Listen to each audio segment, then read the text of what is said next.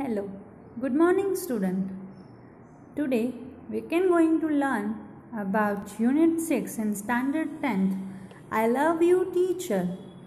તમે બધાએ સાંભળ્યું હશે कि टीचर कभी साधारण नहीं होता, शिक्षक कभी भी साधारण नहीं होता, प्रलय और प्रणय उसके गोद में खेलते हैं.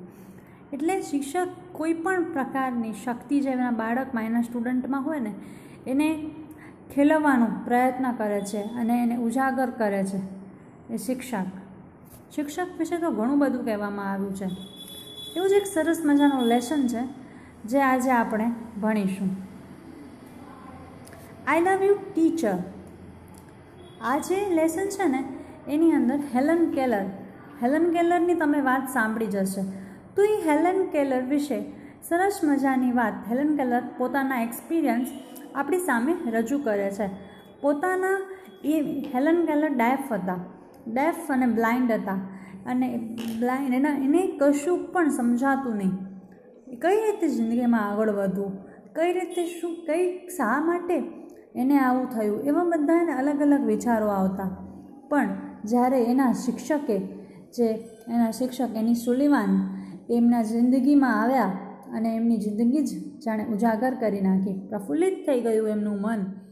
ખૂબ જ પોતાને ધન્ય માને છે કે હેલન કેલર કે જેને એની સુલિવાન જેવા શિક્ષક મળ્યા, જેણે એને જિંદગીમાં શીખવાડ્યું, કેટલું બધું આત્મવિશ્વાસ આપ્યો, એને બોલતી કરી, કેટલું બધું સરસ એમના જે એક્સપિરિયન્સ છે એ આપણે આ લેસનમાં જોઈશું. ચાલો. Helen Keller became deaf and blind when she was very young. Since she was deaf, she did not learn to speak. So her parents were extremely worried. Then they found Miss Sullivan, a teacher for the deaf and blind. That changed Helen's life. Here is an account of the turning point in her life in her own words. Helen Keller deaf અને blind હતા અને બહુ નાના હતા ત્યારે deaf અને blind હતા. ને since she was a deaf અને હજી સુધી પણ તે ડેફ હતા. She did not learn to speak. એમને બોલતા આવડતું જ નહીં. કારણ કે તમને ખ્યાલ હશે કે જ્યારે વ્યક્તિ છે ને બ્લાઇન્ડ હશે ને તો એ મોસ્ટલી કદાચ ડેફ હશે અને જે ડેફ હશે ને એ બોલી નહીં શકતું હોય. બરાબર. તો she did not learn to speak. So her parents were extremely worried. એના જે પેરેન્ટ્સ હતા એ બહુ જ ચિંતિત હતા. હવે અહીંયા તમે જોજો, સિન્સ પછી શી વોઝ ડેફ. એટલે જો સિન્સ પછી કોઈ પણ ઇસ્યુએશન આપેલી હોય, કોઈ પણ સાલ આપેલી હોય ને તો એનો મતલબ થી થશે કે ત્યાં સુધી. પણ સિન્સ શી વોઝ ડેફ ને સિન્સ પછી વાક્ય આપેલું હોય ને તો એનો મતલબ કારણે થશે. Okay. I still remember that morning of the year 1887. I was just 7 years of age then. My teacher, Annie Sullivan, came to our house that day. Next day, she led me into her room and gave me a doll. એક દિવસે મને એ દિવસ હજી પણ યાદ છે કે 1887નો એ દિવસ. I was just 7 years of age. હું માત્ર 7 વર્ષની હતી. My teacher, Annie Sullivan, came to our house that day. અને મારા જે ટીચર એની સુલિવાન છે એ દિવસે મારા ઘરે આવ્યા. Next day she led me into her room and gave me a doll. અને બીજા દિવસે એણે મને દોરી ગયા એના રૂમ તરફ અને ગેવ મી અ ડોલ, મને ડોલ આપી, ઢીંગલી આપી. I played with it for a while. અને હું એમની સાથે ઘણી વાર રમી રહી હતી. Then Miss Sullivan made some finger movement on my palm. અને મિસ સુલિવાને શું કર્યું, મને થોડા જે ફિંગરના મૂવમેન્ટ એ મારા હથેળી ઉપર કર્યા. ફિંગરના મૂવમેન્ટ એટલે કે એમની હથેળી ઉપર કંઈક લખતા હતા. It was an exciting experience. અને તે ખૂબ જ આહલાદક અનુભવ હતો. I got interested in the play and started imitating the movements she made with her finger. When I finally a success in doing that correctly, I was thrilled. I didn't know that I was a spelling doll. મને જરાય ખબર નહોતી. મને હું એકદમ રોમાંચ thrill થઈ ગઈ. I did not that I was spelling doll. અને મને ખબર ન હતી કે એ સ્પેલિંગ હતો ડોલનું, DOLL. Some day later, we were walking in our garden. Suddenly, my teacher put my hand under the water tap. As the cool flows of water ran over an hand, she splashed water on my other palm. અને થોડાક time પછી એને મારો હાથ હમણાં water tap એટલે કે જે પાણીનો નળ હતો ત્યાં રાખી દીધો, અને જે કુલ પ્રવાહ જે પાણીનો આવી રહ્યો હતો અમારા હાથ ઉપર પ્રસરી રહ્યો હતો. એન્ડ સી સ્પેલ્ડ, અને એમણે ફરીથી મારા બીજા જે હથેળી ઉપર લખ્યું વોટર, WATR, વોટરનો spelling. We played this game every day touching a different object. અમે ઘણીવાર ડિફરન્ટ રીતે આ ગેમ રમી રહ્યા હતા. ઇટ અવેક માય સોલ, અને જે એ મારી આત્માને જાગૃત કરતું હતું. I came to know that everything had a name. અને મને જાણ પણ ન થઈ, મને ખબર પણ ન આવી કે ભાઈ હું ઘણા બધા નામ જાણી રહી છું. Now each name gave a birth to a new thought. અને બધા જ નામો મને એક નવો જ વિચાર આપતા હતા. Every object I touched seemed to throb with life. I was connected with the world through all the words. અને કનેક્ટ કરતો હતો મને કોનાથી? એ વર્ડથી, એ દુનિયાથી. એક વર્ડ્સ મને દુનિયાથી કનેક્ટ કરતો હતો. Miss Sullivan used to take me a long walks every morning. અને Miss Sullivan એ યુઝ ટુ ટેક મી એટલે કે ભૂતકાળ બતાવે છે. આપણે જે ફંક્શન આવે છે એમાં તમને આ વાંકે આપી દે કે miss Sullivan used to take me a long walks every morning. તો આમાં કયો આવશે? તો શોઈંગ અ હેબિચ્યુઅલ એક્શન. જે યુઝ ટુ છે ને હેબિચ્યુઅલ એક્શન માટે યુઝ થાય છે, અને અહીં આપણે હેબિચ્યુઅલ એક્શનનો, શોઈંગ હેબિચ્યુઅલ એક્શનનો ફંક્શન આવશે કે એમને દરરોજ સવારના મોર્નિંગમાં વોકમાં લઈ જતા. I had a lot of question to ask. આઈ would write something on her palm, and in turn she would take into my palm as people talk into a baby's ear. અને એ જે છે ને મોસ્ટલી હું એ મારા હાથ પર કંઈક લખતા as a people talk in to babies ear. My teacher satisfied my curiosity. અને મારા ટીચર મારી જે જિજ્ઞાસા હતી એનાથી સેટિસ્ફાઈડ હતા. Now everything around me was full of life, love and joy. અને આ એવરીથિંગ, જે બધું થઈ રહ્યું હતું એ વોઝ અ ફૂલ ઓફ મારા લાઈફ માટે બહુ જ ઇમ્પોર્ટન્ટ હતું. The second stage of learning was more difficult. પણ જે બીજો સ્ટેજ હતો લર્નિંગનો એ ઘણો જ ડિફિકલ્ટ હતો. It was also based on the sense of touch. Miss Sullivan would speak a word and ask me to touch her lips and thought slowly. હવે બીજા સ્ટેજમાં શું કરતા Miss Sullivan? Would speak a word, એ કોઈક પણ એક word બોલતા, and ask me to touch her lips. અને મને એમના જે લિપ્સ છે એને ટચ કરવાનું, એના થ્રોટને ટચ કરવાનું કહેતા. Learn to speak through the movement of the lips and the vibration in the throat. When I uttered my first word, it gave me a boundless delight. અને આવી રીતે એના વાઇબ્રેશનથી મેં મારું જે ફર્સ્ટ વર્ડ મેં બોલ્યો અને એ મને એકદમ અંડુલસ ડિલાઇટ અનુભવ, એકદમ આનંદદાયક અનુભવ મારા માટે હતો. Now I started talking with my toys, stones, tree, birds in the garden. અને મેં સ્ટાર્ટ કરી દીધું વાત કરવાનું. કોના સાથે? ટોય સાથે, સ્ટોન, પથ્થરો, ટ્રીસ, બર્ડ્સ, બધા સાથે. I felt amazed and delight as my sister ran to me when I called her and my dog obeyed my commands. I was able to speak. It was a miracle. અને હું બોલતી થઈ ગઈ. એ મારા માટે બહુ જ મિરેકલ, ચમત્કાર હતો. When I studied seriously, it seemed more like play than work. અને હું જે સિરિયસલી સ્ટડી કરતી હતી એ જાણે રમત જ રમી હોઉં ને એવું જ લાગતું હતું. And whenever anything delight or interested me, Miss Sullivan would talk about that as if she were a little girl herself. she taught subject like science by making it so interesting that I remembered everything. અને હું જે પણ ભણાવતી જે પણ કરતી she taught subject like science by making it interested that I remembered everything. અને એટલું સરસ રીતે તે ભણાવતા કે હું બધું જ યાદ રાખી જતી. Finally, my teacher began teaching me to read. Finally, મારા જે શિક્ષક my began teaching me to read અને મને રીડ કરતા શીખવ્યું. I first read, raised, a letter and later on read with braille. જે બ્રેલ લિપિ આવે તમને ખ્યાલ હશે કે જે લોકો જોઈ ના શકતા હોય એના માટે બ્રેલ લિપિ આવે.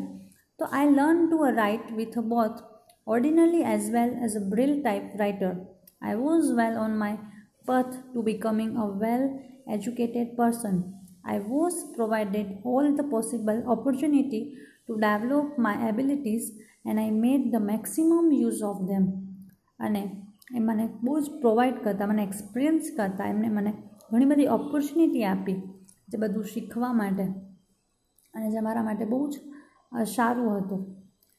In 1819, at the age of about 10, I moved to the Perkins Institution. Here my teacher, Annie Sullivan, continued to teach me.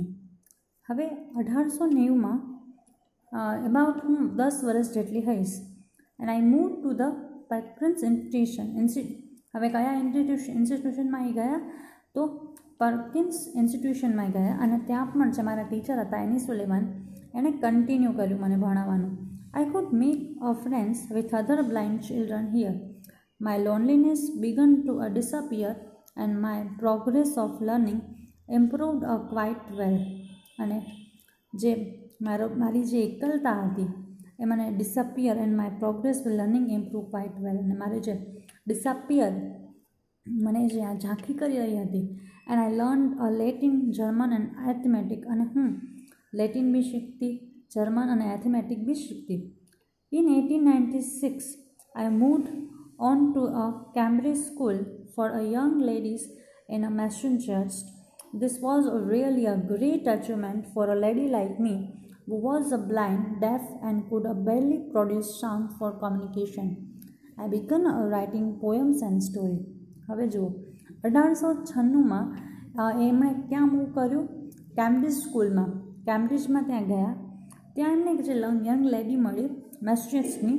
This was a really great achievement for a lady like me who was blind. એ પણ એ lady blind હતા, deaf હતા અને એમને sounds for communication. I began a writing poem and story. અને હવે Helen કેલરે શું સ્ટાર્ટ કર્યું? પોએમ અને સ્ટોરી લખવાનું પણ સ્ટાર્ટ કરી દીધું. Shortly before my examination I lost my father. પણ થોડાક સમયમાં જ જ્યારે એમની એક્ઝામ સ્ટાર્ટ થવાની હતી ત્યારે જ એમણે એમના ફાધરને લોસ્ટ કર્યા. ઓલ્ધો ધ ઇમોશનલી ડિસ્ટર્બ. અને જો આવું થાય તો ઇમોશનલી આપણે ડિસ્ટર્બ થઈ જ જઈએ. I did my best in the examination. પણ મેં મારું એક્ઝામિનેશનમાં બેસ્ટ આપ્યું. My teacher could not accompany me to the examination hall. Their teacher spelled out the question in my hand and I typed out the answers. When the result was declared, I was so full of joy to hear that I had passed all the subject.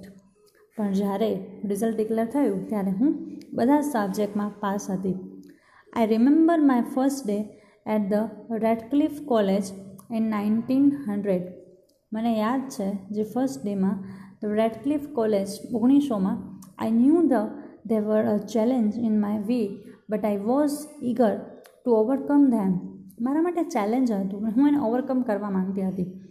The professor looked far away as if they were speaking through a telephone. The lectures were spelled into my palms as rapidly as possible. I would note down whatever I remember when I went back home. અને જે lecture એના start થતા spell કરતી હું મારા palms પર, એ જે લખતા બોલતા એને હું મારા પામ પર એટલે મારા હાથ ઉપર લખતી. I would not down whatever I remember when I went back to home. અને પછી હું એને નોટ કરી લેતી મારી બુકમાં. Here I began to write about my life. I wrote the story both in a braille and a normal typewriter. અને પછી હું જે સ્ટોરીઓ મારી જિંદગીની જે લાઈફની સ્ટોરીઓ હું લખતી થઈ બાય બોથ ઇન અ બ્રેલીમાં પણ લખતી અને નોર્મલ ટાઈપરાઇટરમાં પણ લખતી. The story of my life was edited by John Macy. આ ખાસ યાદ રાખજો, કોના દ્વારા એની સ્ટોરી એડિટ કરવામાં આવી? જ્હોન મેસી દ્વારા.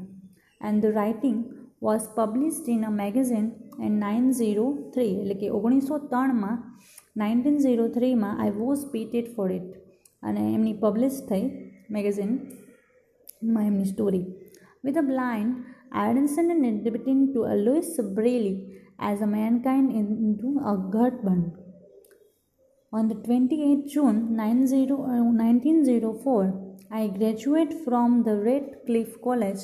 I felt proud that I became the first deaf blind person to earn a Bachelor of Arts degree. અને 28 જૂન 1904ના એમના માટે બહુ જ એક પ્રાઉડ હતું કે એમણે એઝ અ બ્લાઇન્ડ અને ડેફ થઈને પણ એમણે બેચલર ઓફ આર્ટ્સની ડિગ્રી લીધી હતી. And I began to feel that I must educated people on ways to help the blind. અને હું બહુ જ આમ સારું ફીલ કરતી હતી કે હું એક એજ્યુકેટેડ પીપલ છું અને હું હેલ્પ કરી શકું છું એ બ્લાઇન્ડ લોકોને.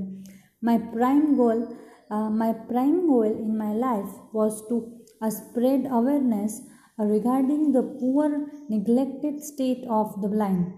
અને મારો જે મુખ્ય ગોલ હતો એ શું હતો કે અવેરનેસ, જાગૃતતા પેદા કરવાનો હતો. જે પુઅર નેગ્લેક્ટેડ જે સ્ટેટ છે, એકદમ ગરીબ અને નેગ્લેક્ટેડ, જેને આમ તરછોડવામાં આવે છે, એવા સ્ટેટમાં એવા બ્લાઇન્ડ લોકોને શું કરવાનું? જાગૃત કરવાનો મારો ગોલ હતો. Their innate abilities and their inspiration, I had to raise funds not only to sustain a living for myself, but also to start project to remove a darkness and miseries from a living of other blind people. I strongly felt that I must give the other what I had gained from my teacher Annie. અને હું જે પણ શીખતી એ હું green કરતી અને મારા teacher એનીના કારણે જ. દેન કેમ a dark cloud in my sky. પછી ડાર્ક એટલે કે ડાર્ક ક્લાઉડ એટલે આ એક ઇડિયમ્સ છે. ડાર્ક ક્લાઉડ એટલે કે મુસીબત આવી જવું ઇન માય સ્કાય એટલે મારી લાઈફમાં. I was deeply concern about that. હું બહુ જ અંદરથી ચિંતિત હતી. My teacher's eyesight was a losing day by day. મારા જે શિક્ષક હતા એમની આઈસાઇટ, એમની આંખની રોશની ધીરે ધીરે ઝાંખી પડી રહી હતી. As a result she could not see clearly. અને એના કારણે તે સારી રીતે જોઈ શકતા ન હતા. She was a brave enough to fight against her problem, but I was sorry because she did not heed to her problem of her eyes. Instead, she continued to help me. She did not heed her problem. એમની જે problems હતી એ દેખાડતા ન હતા.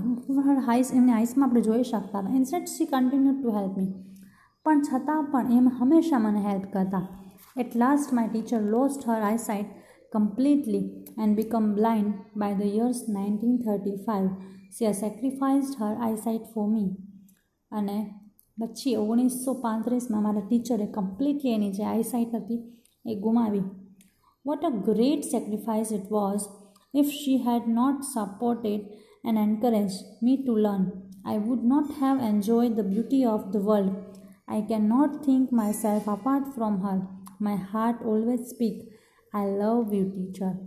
અને એમનું જે sacrifice હતું, and if she had not supported and encouraged me to learn, I would not have enjoyed the beauty of the world. અને જો એમણે મને સપોર્ટ ના કર્યું, એમણે મને પ્રોત્સાહિત ન કર્યું હોત તો હું આ લાઈફની જે બ્યુટી છે એને હું નિહાળી ના શકી હોત. અને આઈ કે not think myself apart from her. અને હું એમને મારા કરતાં અલગ સમજતી જ નથી. My heart always speak. મારું જે હૃદય છે એ હંમેશા બોલે છે આઈ લવ યુ ટીચર, કે હું તમને ખૂબ જ પ્રેમ કરું છું. આ કેટલું સરસ લેસન છે ને. તો બસ જેટલું સરસ લેસન છે ને એટલો જ એનો સરસ મજાનો બોધ છે કે શિક્ષક છે ને હંમેશા એના સ્ટુડન્ટ માટે કાંઈ પણ રીતે એને કેવી રીતે હેલ્પફુલ થવાય ને એના માટે કંઈ પણ કરવા તૈયાર હોય છે. ચાલો હવે જે ગ્લોસરીના વર્ડ છે ને તમારી નોટબુકમાં લખવાના છે અને જે ક્વેશ્ચન આન્સર આપેલા છે પાછળ ટ્રુ એન્ડ ફોલ્સ બી લખવાનું છે અને ક્વેશ્ચન આન્સર અને એમસી એ તમારી ઇંગ્લિશની નોટબુકમાં લખવાના રહેશે. Okay, thank you.